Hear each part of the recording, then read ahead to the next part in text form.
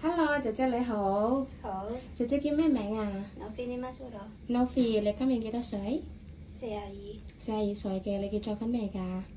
結咗婚，有冇小朋友啊？有幾多個小朋友啊？一個一個，男仔定女仔？女仔，幾多歲啊12歲， ？22歲嘅。 22歲。好啊，你嚟咗香港幾多年啊，姐姐？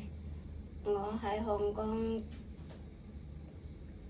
我一個老闆12年， 12年。差唔多12年，係照顧咩㗎？照顧婆婆，照顧婆婆。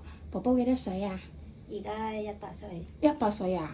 即係之前你照顧佢80幾歲係咪？係啊，健唔健康啊？上次係健康，跟住你慢慢啲有病咁樣。咁你有冇同佢沖涼啊、換尿片啊嗰啲㗎？有有冇帶佢睇醫生覆診嗰啲有冇？有嘅。咁你嗰啲講下。執藥啊，嗰啲係我自己做。好啊，咁你而家喺邊度做嘢㗎？喺柴灣，喺柴灣做嘢嘅。屋企有幾多個人啊？一個先生，係，一個婆婆。即係2個人嘅。係。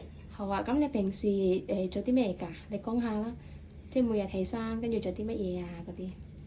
我係照顧婆婆，幫婆婆準備食物嗰啲嘢，係。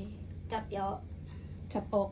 係啊。係，仲有咧？咁跟住咧，同婆婆抹身，因為佢唔可以沖涼。即係要抹身嘅，唔可以沖涼。係啊。咁你有冇喺街市買餸啊，姐姐？有。有嘅，有冇煮飯啊？有，但係好簡單嗰啲，即係有煮餸嘅，煮咩餸啊？平時？煮蒸魚啊，嚇。炒菜，煲湯嗰啲咧？煲湯。煲湯都得嘅。你驚唔驚狗啊？唔驚。貓咧？唔驚。都唔驚嘅。識唔識豬肉啊，姐姐？唔食。唔食豬肉。唔食。咁煮咧？煮豬肉得唔得？